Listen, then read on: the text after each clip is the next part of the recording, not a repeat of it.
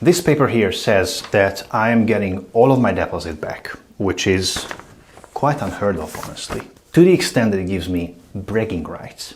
I have never heard of anyone in Denmark that managed to get their deposit back from their place that they used to rent. This being somewhat exceptional, I would like to give you some pointers on what we did differently so that maybe you can also get your deposit back. So there's a number of things that I could recommend, and the first one should go without saying, but take good care of the place. I mean, protect it from water from your shoes, clean the kitchen every once in a while, prevent stains from building up, use protective pads to prevent scratches on the floor. Easy and cheap fixes like that are much cheaper than having to fix them later or having to pay your landlord to fix them. Should go without saying, but anyway, this is a starter. Second, if something does break, do flag it to the landlord.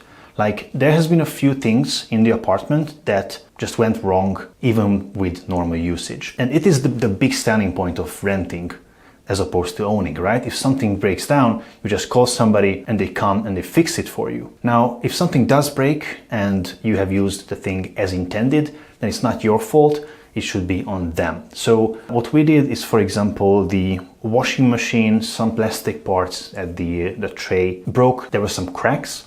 And we took photos, sent it to them saying, hey, we used this as intended. It broke anyway, so please do something about it if you want to. They didn't, but they confirmed that it's not our fault and we don't have to pay for that. Another thing, for example, is the bathroom door in our rental was just a normal internal door, meaning that the bottom surface is just an exposed wooden surface. Now, of course, the bathroom being a humid environment, it has absorbed from water and it started to swell up and drop the paint off, and there was some peeling of the paint. Now, of course, we used it as intended, not our fault, we didn't have to pay for that.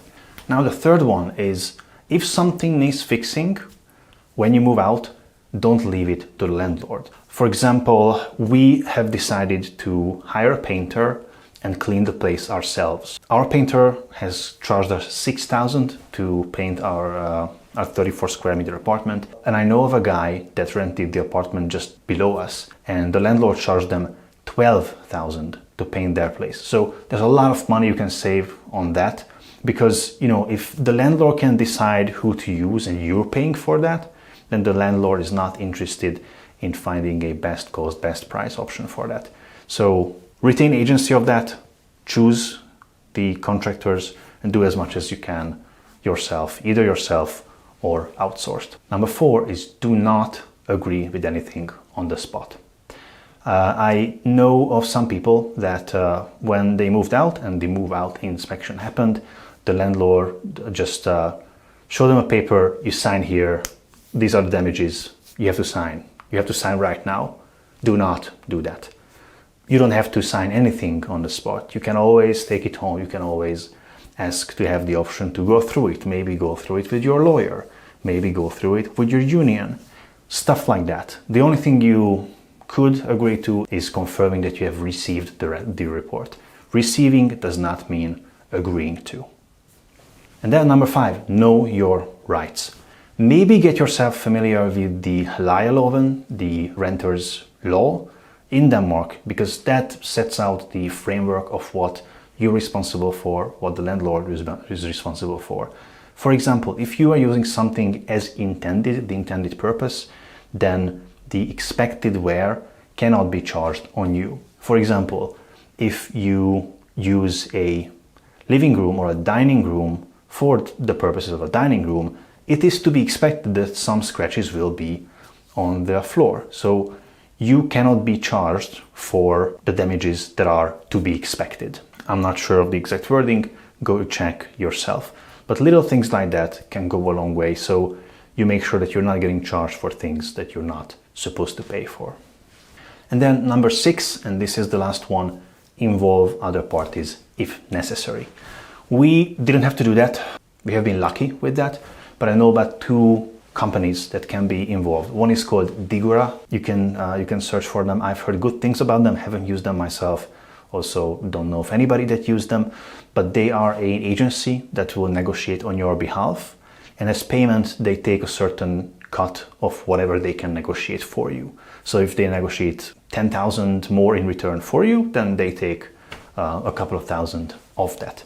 I've heard that they are good. I don't know for fact. Another thing you could use is the renters union.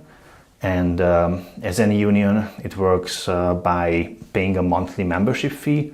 And when you need them, you can use them. To me, that model doesn't sound fair. I mean, if I need something once, I would rather pay for that service once. I could just sign up and pay 2 months of fees and then use them, but that also isn't fair.